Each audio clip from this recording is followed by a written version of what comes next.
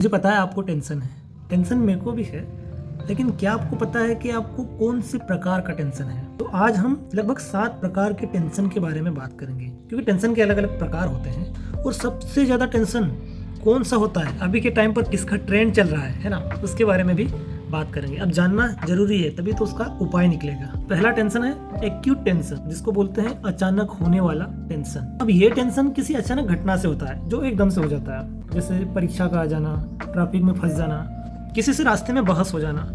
तो ये थोड़े टाइम का टेंशन है, लेकिन ये होता है, आपके साथ भी हुआ होगा। कहीं आना जाना हो, चलना फिरना जो भी हो, उसको लेकर भी हो जाता है। दूसरा है क्रोनिक टेंशन, दीर्घकालीन का टेंशन। अब ये टेंशन है, ये लंबे समय तक रहता है और बहुत दिनों तक रहता है। के कारण है जैसे आर्थिक समस्या आ गई, कि रिश्तों में प्रॉब्लम आ गई, ये टेंशन लंबे टाइम तक चलता है। बहुत सौ के साथ ये टेंशन होता है। इसमें पैसों की तंगी आ गई, रिश्तों में दिक्कतें आ गई, तो आदमी सोचा करता है, ज़्यादा सोचा करता है, तो ये टेंशन बहुत ज़्यादा समस्या पैदा करता है। तीसरा टेंशन है एपिसोडिक एक्यूट टेंशन, इसे बोलते हैं बार बार आने वाला तेज तनाव। अब ये कौन लेता है? जिसको ज़्यादा ही टेंशन लेने की आदत होती है। दोस्तों बोलते हैं ना कि टेंशन ले लेता है, लेकिन ये धीरे धीरे आदत बन जाती है। छोटी से छोटी चीज़ पर ओवर थिंक करना, जरूरत से ज़्यादा सोचना, तो ये तनाव भी ज़्यादा रहता है। तो भाई ये भी मत लो, क्योंकि ये आदत में है। आदत छूट गई, टेंशन खत्म। चौथे नंबर वाला टेंशन है इमोशनल टेंशन, भावनात्मक रूप से जो टेंशन होता है। रिश्तों में कुछ बातें हो जाती है, उनको लेकर थोड़े भावुक हो जाना, दोस्ती यारी में भावुक हो जाना, किसी फैसले को लेकर गिल्ट अपने अंदर रखना, तो ये है चौथे नंबर वाला टेंशन, जो कि कभी कभार ठीक भी रहता है, लेकिन ज़्यादा ठीक नहीं है। पांचवा टेंशन है फिजिकल टेंशन। फिजिकल टेंशन मतलब शारीरिक समस्या, जैसे नींद नहीं पूरी होना, या फिर हाथ पैर में दर्द रहना, थकावट ज़्यादा महसूस करना, उसको लेकर भी ज़्यादा डिप्रेस हो जाते हैं और तनाव लेते हैं। तो ये 5-6 प्रकार का टेंशन है। तो इसमें फिजिकल एक्टिविटी थोड़ी बढ़ा दीजिए अगर कम है तो, और अगर मानसिक एक्टिविटी जरूरत से ज़्यादा है, ओवर थिंकिंग है, तो उसको कम कर दीजिए। बात करते हैं मुख्य टेंशन की, है ना। इसको बोलते हैं सोशल टेंशन, सामाजिक तनाव।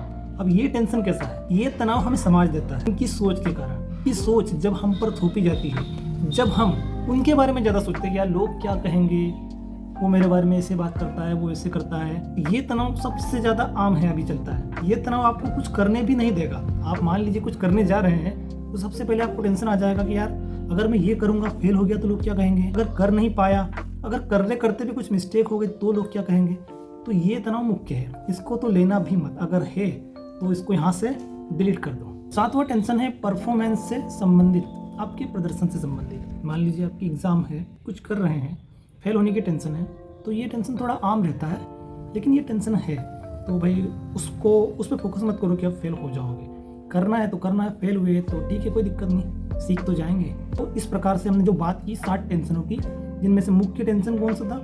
6ठे नंबर वाला। मेरे हिसाब से आपको क्या लगता है कि कौन से नंबर का टेंशन सबसे ज़्यादा है? और इसके अलावा भी अगर किसी प्रकार के टेंशन है, तनाव है, जिनको आप किसी नाम से जानते हैं, तो कमेंट करके ज़रूर बताना। तो इसी प्रकार से हम बात करते रहेंगे सेल्फ ग्रोथ के बारे में, माइंडसेट के बारे में।